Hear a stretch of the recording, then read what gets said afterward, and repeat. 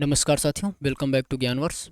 मैं हूं सुशील कुमार और आज हम चर्चा करने वाले हैं नेट जेआरएफ पीवाईक्यू 2018 के भाग 2 की।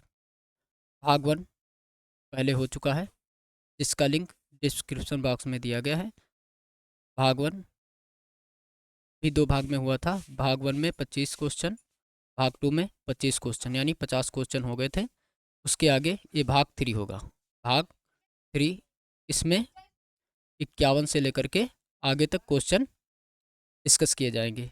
यहाँ पर जो भी क्वेश्चन डिस्कस किए जाते हैं वो केवल क्वेश्चन आंसर नहीं होते हैं, बल्कि पूरे क्वेश्चंस का निचोड़ होता है।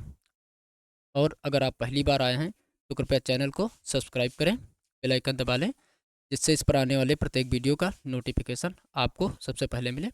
और इस क्लास की पीडीएफ प्राप्त करने के लिए आपको व्हाट्सएप और टेलीग्राम चैनल और ग्रुप से जुड़ना ना भूलें, जहाँ पर सभी क्लासेस की पीडीएफ प्रोवाइड की जाती हैं। तो चलिए बिना देर किए हुए सेशन को शुरू करते हैं। पहला क्वेश्चन आपके स्क्रीन पे है।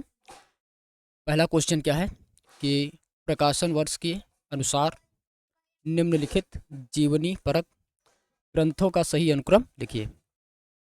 अगर इन ग्रंथों का सही अनुक्रम देखें, ऑप्शन ए हो जाएगा, बी सही हो जाएगा, सी हो जाएगा या डी हो जाएगा।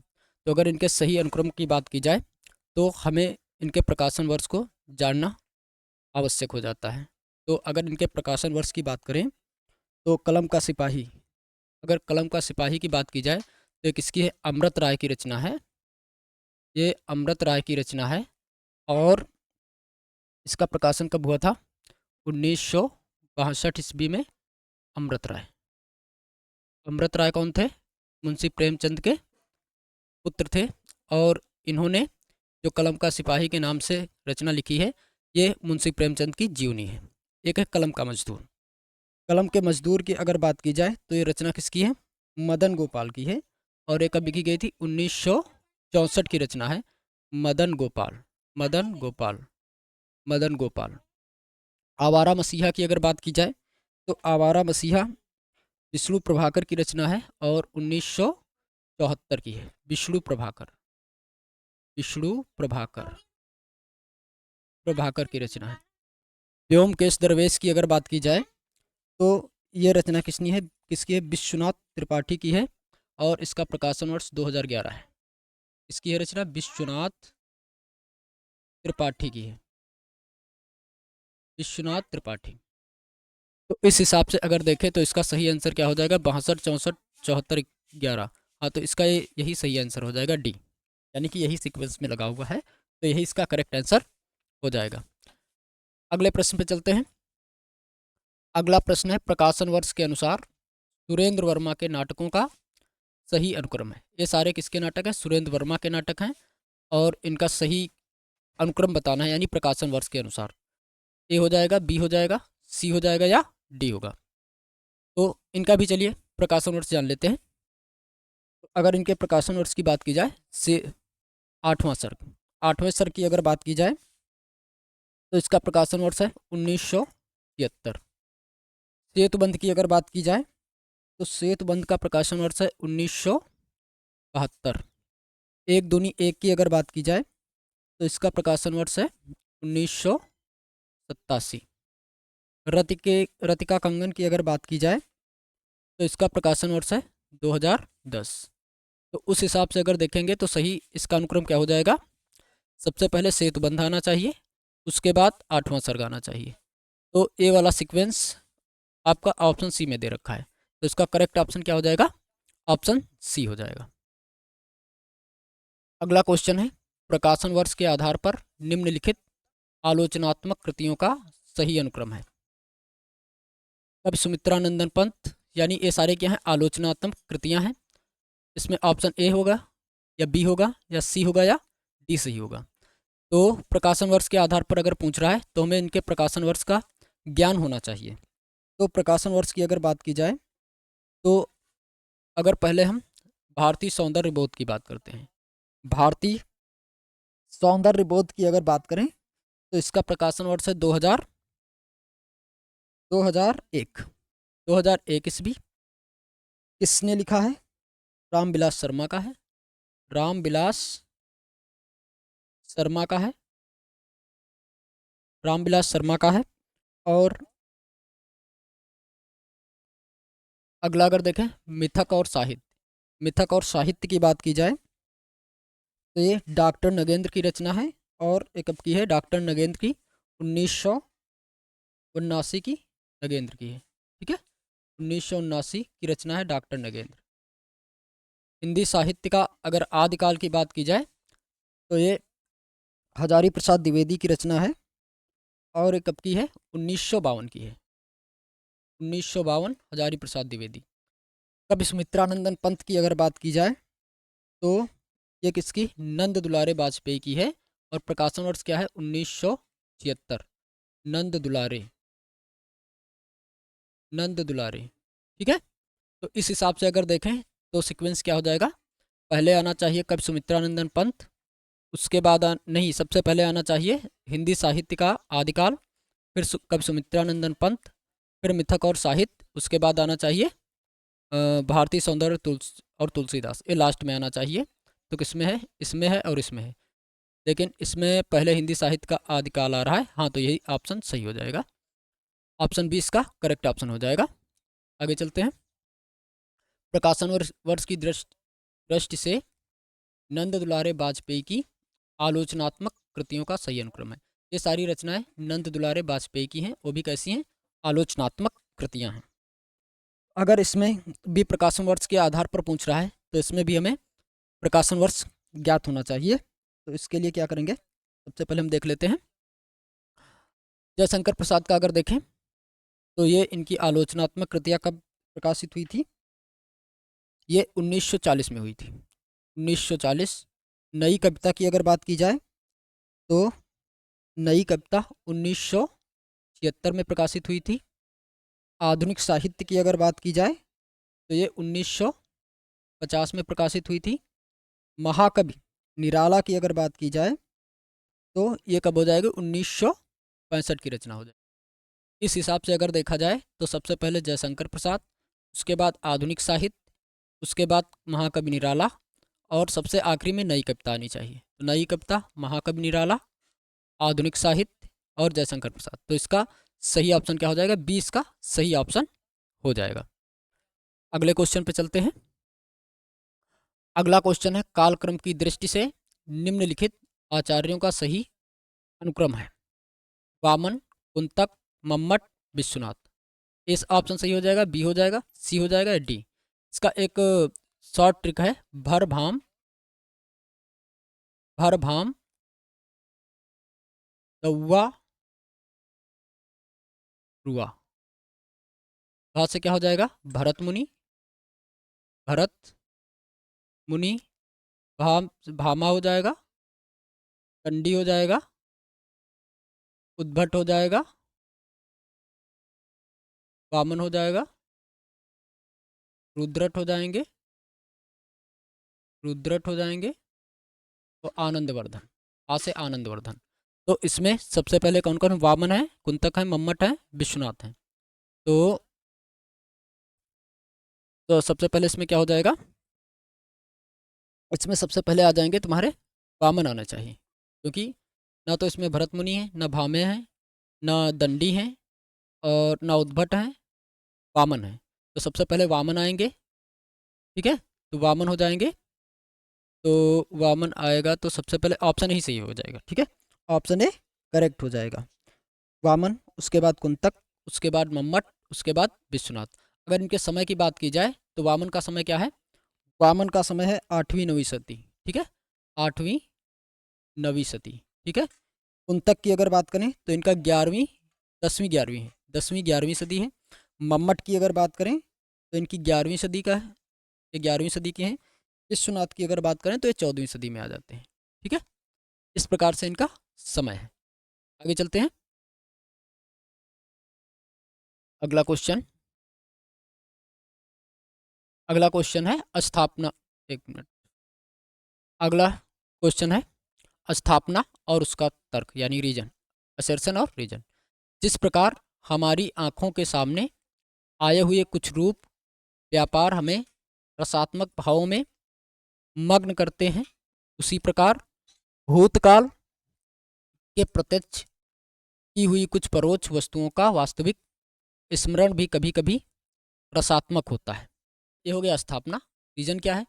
क्योंकि तब हमारी मनोवृत्ति स्वार्थ या शरीर यात्रा के रूखे विधानों से हटकर शुद्ध भाव क्षेत्र में स्थित हो जाती है। ए और आर दोनों ए आर दोनों सही है। ए सही है, आर गलत है। ए गलत है, आर सही है। ए गलत है, आर गलत, यानी दोनों गलत है। बताइए इसका करेक्ट ऑप्शन कौन सा हो जाएगा? इसके अगर करेक्ट ऑप्शन की बात करें तो इसका करेक्ट ऑप्शन ए हो जाएगा। क्यों? क्योंकि जो ए का आर तर्क है, दोनों कथन शुक्ल के हैं। शुक्ल के निबंध संग्रह किससे? चिंतामणि भाग 1 से लिए गए हैं। ये दोनों कथन क्या है? चिंतामणि भाग 1 से लिए गए हैं, जिसमें बोध के विविध खंड के स्मृत रूप विधान हुए। ठीक है, तो ये क्या हो जाएंगे? दोनों चिंतामणि भाग 1 से लिए गए हैं। इसका करेक्ट ऑप्शन क्या हो जाएगा? ए हो जाएगा। आगे चलते हैं, नहीं दोनों सही हैं। साहित्य का इतिहास वस्तुतः मनुष्य जीवन के अखंड प्रवाह का इतिहास है। तर क्या है? क्योंकि मनुष्य ही साहित्य का अंतिम लक्ष्य है। इसमें कौन सा ऑप्शन हो जाएगा? ए सही, आर गलत। ए सही, आर सही। ए गलत, आर सही। ए गलत, आर गलत, यानी दोनों गलत। बताइए कौन सा इसका करेक्ट ऑप्शन हो जाएगा? अगर क्वेश्चन नंबर 57 की बात की जाए तो इसका करेक्ट ऑप्शन क्या हो जाएगा? बी, यानी दोनों सही हो जाएंगे।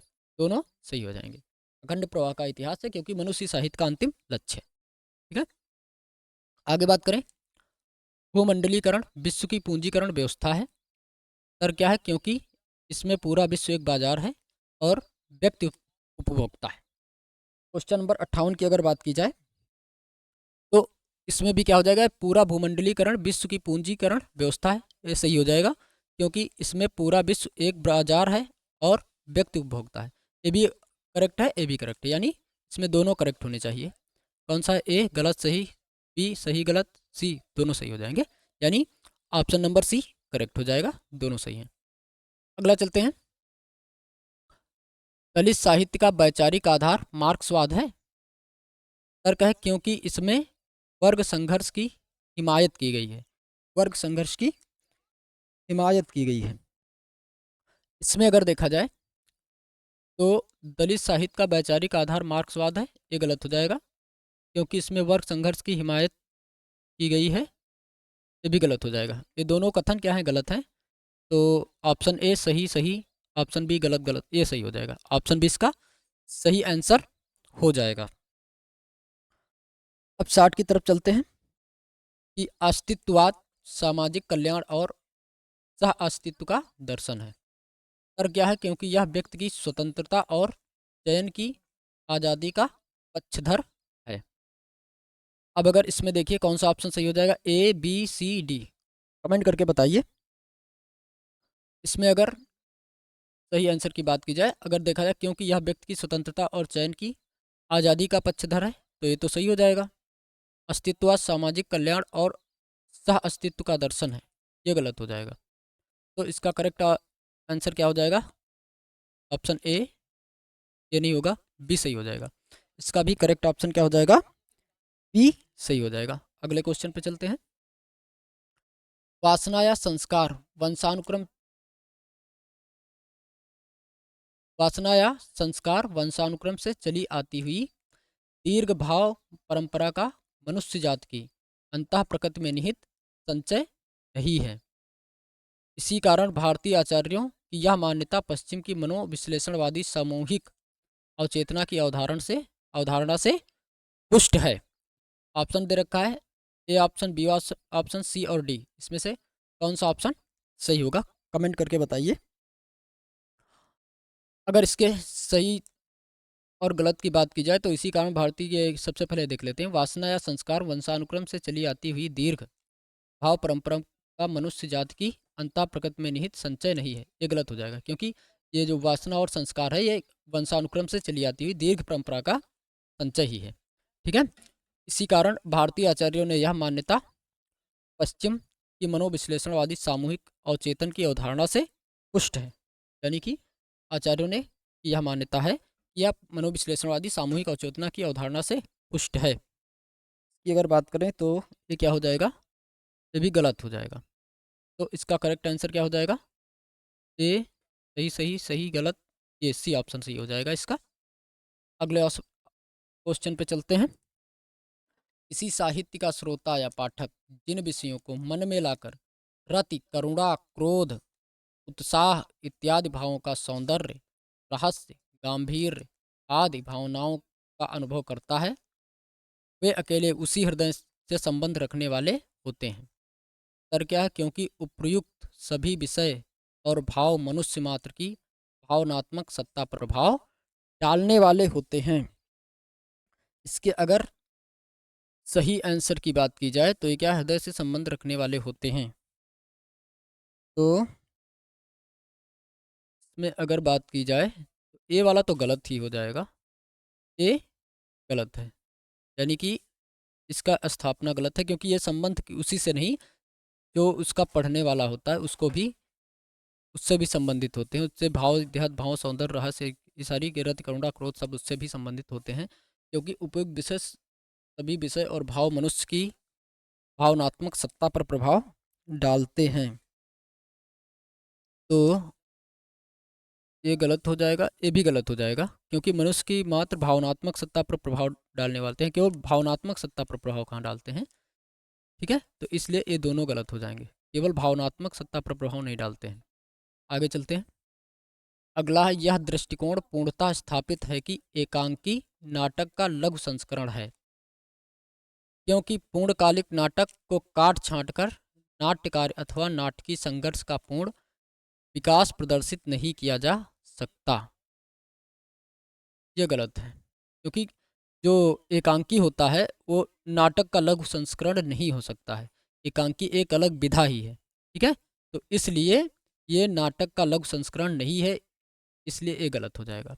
दूसरा क्या है, क्योंकि पूर्णकालिक नाटक को काट छांट कर नाट्यकार अथवा नाटकीय संघर्ष का पूर्ण विकास प्रदर्शित नहीं किया जा सकता, ये भी गलत है। क्योंकि नाटक को जब खेला जाता है तो उसको वर्तमान में खेला जाता है, और उसमें कुछ बदलाव भी किए जा सकते हैं, कुछ को कम भी किया जा सकता है, उसमें कुछ जोड़ा भी जा सकता है और कुछ सीन हटाए भी जा सकते हैं। तो ऐसा ये उसमें मतलब प्रदर्शित, काट छांट के उसको प्रदर्शित किया जा सकता है, किया जाता है। तो इसलिए इसमें ये दोनों जो हैं दोनों गलत हो जाएंगे। तो दोनों गलत हो जाएंगे, सही गलत, गलत सही, सही सही, गलत गलत, ये ऑप्शन हो जाएगा डी। इसका करेक्ट ऑप्शन डी हो जाएगा। आगे देख चलते हैं। वस्तु में सौंदर्य एक ऐसी शक्ति या ऐसा धर्म है जो दृष्टा को आंदोलित एवं हिल्लोलित कर सकता है, और दृष्टा में भी ऐसी शक्ति है। एक ऐसा संवेदन है जो द्रष्टव्य के सौंदर्य से चलित और हिल्लोलित होने की योग्यता देता है। तर्क क्या है, क्योंकि दृष्टा और द्रष्टव्य में एक ही समान धर्मी तत्व अंतर्निहित है। इसके करेक्ट आंसर का क्या हो जाएगा? ए हो जाएगा, बी हो जाएगा, सी हो जाएगा या डी हो जाएगा? कमेंट करके उत्तर दीजिए। Option question number 64। तो अगर इसमें बात करें पहले स्थापना की, तो स्थापना क्या है? शक्ति ऐसा धर्म है जो दृष्टा को आंदोलित हिल्लोलित कर सकता है। दृष्टा में ऐसी शक्ति है, एक ऐसा संवेदन है जो द्रष्टव्य के सौंदर्य से, जो द्रष्टव्य के सौंदर्य से हिल्लोलित होने की योग्यता देता है। ये तो कथन सही हो जाएगा, ये कथन सही है, क्योंकि दृष्टा और द्रष्टव्य में एक ही समानार्थी धर्म तत्व, समान धर्मी तत्व अंतर्निहित होते हैं, ये भी सही हो जाएगा। तो तर्क, स्थापना और तर्क इसके दोनों सही हैं, तो ऑप्शन ए इसका करेक्ट आंसर हो जाएगा। आगे चलते हैं। नाटक जड़ या रूढ़ नहीं है, एक गतिशील पाठ है, क्योंकि वह लिखा कभी भी जाए, खेला वर्तमान में जाता है। अगर इसमें ऑप्शन की बात की जाए, ऑप्शन ए है सही सही, ऑप्शन बी है दोनों गलत, ऑप्शन बी सी है ए सही आर गलत, ऑप्शन डी है ए गलत आर सही। इसके करेक्ट आंसर की अगर बात की जाए तो इसमें ये भी सही हो जाएगा, क्योंकि नाटक जड़ या रूढ़ नहीं होता है, एक गतिशील पाठ है। और क्योंकि यह लिखा कभी भी जाए, खेला वर्तमान में जाता है। नाटक लिखा कभी भी गया हो, लेकिन जब उसका मंचन किया जाता है, खेला जाता है, तो वर्तमान भी में ही खेला जाता है। जैसे कि रामलीलाएँ वगैरह होती, नाटक वगैरह होती, नौटंकियाँ वगैरह होती हैं, वो लिखी कब जाती हैं? बहुत पहले लिखी जाती हैं, लेकिन जब उनको मंचित करते हैं, खेला जाता है, तो उसमें क्या, जो दृश्य होते हैं सारे वर्तमान के दिखाए जाते हैं, ऐसे दिखाए जैसे कि वर्तमान में घटना घट रही हो। तो इसलिए ये दोनों क्या हो जाएंगे? सही हो जाएंगे। अगले क्वेश्चन पे चलते हैं। कविता में चित्रित प्रेम निजी होता है, क्योंकि प्रेम सामाजिक भाव नहीं है। 66 का ये करेक्ट आंसर का जवाब दीजिए कमेंट बॉक्स में लिख के। ऑप्शन इसका ए सही हो जाएगा, बी सही हो जाएगा, सी होगा या डी होगा। देखिए अब अगर बात करें, कविता में चित्रित प्रेम निजी होता है, नहीं कभी नहीं हो सकता। कविता में चित्रित प्रेम जो भी उसको पढ़ता है उसका भी हो सकता है, केवल लिखने वाले का ही उसमें नहीं होता, जो पढ़ता है उसको भी अनुभूति होती है। क्योंकि प्रेम सामाजिक भाव नहीं, ये तो बिल्कुल गलत हो जाएगा। प्रेम एक सामाजिक भाव होता है, कोई निजी भाव नहीं होता है।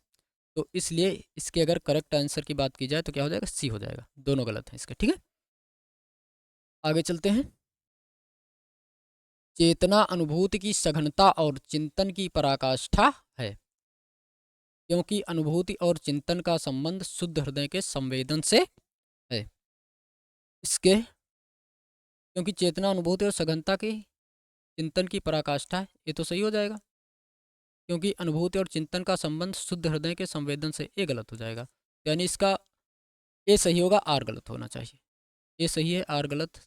ऑप्शन बी इसका करेक्ट हो जाएगा। आगे चलते हैं। श्रद्धा में कारण अनिर्दिष्ट है और आलंबन अज्ञात होता है। श्रद्धा में कारण अनिर्दिष्ट और आलंबन क्या, अज्ञात होता है।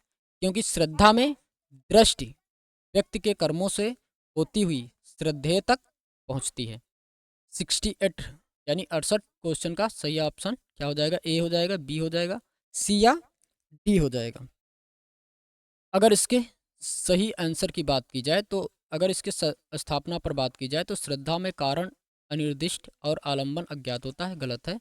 इसमें कारण और ये दोनों निर्दिष्ट ही होते हैं। तर क्या है, क्योंकि श्रद्धा में दृष्टि व्यक्ति के कर्मों से होती है, होती हुई श्रद्धेय तक पहुंचती है। ये ऑप्शन करेक्ट हो जाएगा, यानी तर्क इसका सही है। तो इसका ऐसे अगर देखो तो दोनों का क्या विरोधाभास आ रहा है, तो यानी इसमें एक तो गलत एक सही होना चाहिए। तो ये अगर गलत हो गया तो ये क्या हो जाएगा, सही हो जाएगा। तो 68 में अगर यानी ये क्या है, गलत है, आर सही है। ये गलत है, आर सही है। ऑप्शन सी इसका करेक्ट हो जाएगा। आगे चलते हैं। छायावाद शुद्ध लौकिक प्रेम और सौंदर्य का काव्य है, इसीलिए उसमें राष्ट्रबोध और आध्यात्मिक चेतना ना के बराबर है। अब अगर इसकी बात की जाए तो इसमें क्या हो जाएगा, छायावाद शुद्ध लौकिक प्रेम और सौंदर्य का काव्य है, नहीं इसमें और भी रचनाएं पाई जाती हैं और भी गुण पाए जाते हैं, इसलिए उसमें राष्ट्रबोध और आध्यात्मिक चेतना ना के बराबर, ए भी गलत है। इसमें तो बहुत सारी राष्ट्रबोध और राष्ट्रीय कविताएं लिखी गई और आध्यात्मिक चेतना तो बहुत ज़्यादा है। महादेवी वर्मा आध्यात्मिक और राष्ट्रबोध की अगर बात की जाए तो मैथिली शरण गुप्त और ये सब आ जाते हैं। तो क्या हो जाएगा, इसके दोनों क्या हो जाएंगे, गलत हो जाएंगे। में दोनों गलत हो जाएंगे, तो दोनों गलत हो जाएंगे तो इसका ऑप्शन डी करेक्ट हो जाना चाहिए। आगे चलते हैं। भक्ति को सापरानुरक्तिरेश्वर कहा गया है। भक्ति को सापरानुरक्तिरेश्वर कहा गया है, इसीलिए भक्ति को साध्य स्वरूपा माना गया है। इसके अगर आंसर की बात की जाए, ए हो जाएगा, बी हो जाएगा, सी हो जाएगा या डी हो जाएगा। इसमें अगर करेक्ट आंसर की बात की जाए तो भक्ति को सापरानुरक्तिरेश्वर कहा गया है, ये बात सही है। इसीलिए भक्ति को साध्य स्वरूपा माना गया। भक्ति को साध्य स्वरूपा माना गया है। महाकवि तुलसीदास ने भी अपने श्री रामचरित मानस में लिखा भी है, भक्ति क्या है, एक साध्य स्वरूपा है। तो इस हिसाब से दोनों ऑप्शन दोनों क्या हो जाएंगे, सही। स्थापना और तर्क दोनों सही हो जाएंगे, यानी इसका करेक्ट आंसर क्या हो जाना चाहिए, सी होना चाहिए। इसका करेक्ट आंसर सी हो जाना चाहिए, ठीक है। आगे चलते हैं। मानव और प्रकृति के बीच समानता, पूर्व संपर्क, पूरकता या विरोध भाव में मिथक सृजन के सूत्र विद्यमान होते हैं। तर्क है, क्योंकि प्रकृति में अलौकिक और दिव्य शक्ति है और मानव कल्पना तथा प्रकृति के मध्य सीधा और अनिर्वा अनि, अनिवार्य अनिवार्य संबंध है। इसमें अगर ऑप्शन की बात की जाए तो ए ऑप्शन दे रखा है सही, ए सही आर गलत, ए गलत आर सही, ए गलत आर गलत, ए सही आर सही। Option question number 71 question number अगर 71 की बात की जाए तो इसमें क्या हो जाएगा, ए तो सही हो जाएगा।